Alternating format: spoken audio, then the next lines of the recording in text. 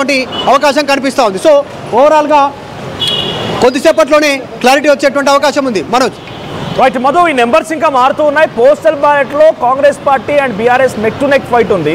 So రేపు EVMs open చేసినా కూడా నెక్ టు నెక్ ఫైట్ కొనసాగే అవకాశం ఉందా డివిజనల్ స్థాయిలో?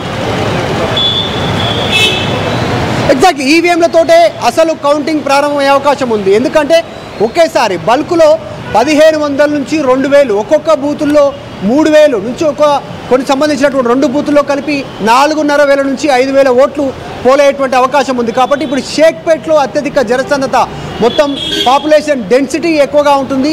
తక్కువ ప్లేస్లోనే ఎక్కువ జనాభా నివసిస్తున్నటువంటి ప్రాంతం షేక్పేట్. చాలా ఓట్ల సంబంధించినటువంటి విషయంలో ఒక అంచనాకు వచ్చే పరిస్థితి ఉంది.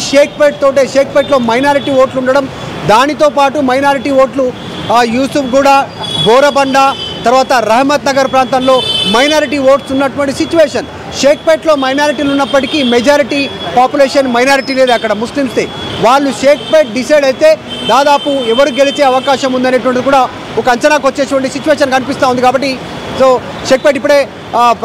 షేక్పేట్కి సంబంధించినటువంటి ఈవీఎంలు ఓపెన్ అయ్యాయి. ఇప్పుడే అన్ని ఇండిపెండెంట్ అభ్యర్థులతో పాటు ప్రధాన పార్టీలకు సంబంధించిన అభ్యర్థుల సిగ్నేచర్తో ఎన్నికల అధికారి ఓకే చేసిన తర్వాత రిజల్ట్ రిఫ్లెక్ట్ అవుతాయి.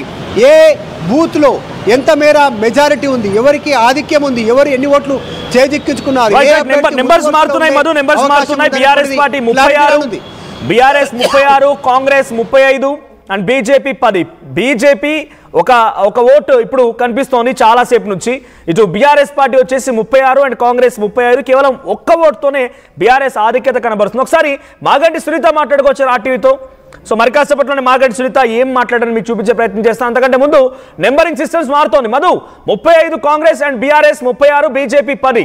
సో ఒక్క ఓటు ఆధిక్యతతో బీఆర్ఎస్ ముందు కొనసాగుతోంది.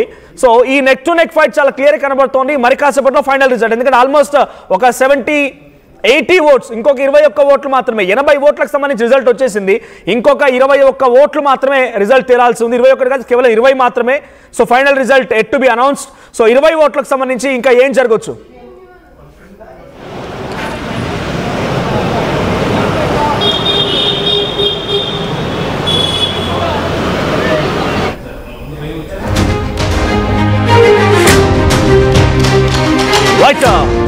పోస్టల్ బ్యాలెట్ల లెక్కింపు ముగిసింది.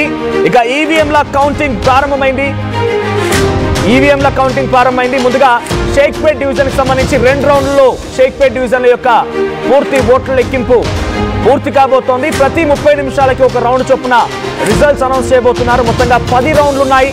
10 రౌండ్లు, 42 టేబుళ్లు, 7 డివిజన్లు, 186 మంది సిబ్బంది, 250 మంది పోలీస్ అధికారులు, 48.49% పోలింగ్ జరిగింది. సో కోట్ల విజయభాస్కర్ రెడ్డి స్టేడియం దగ్గర నుంచి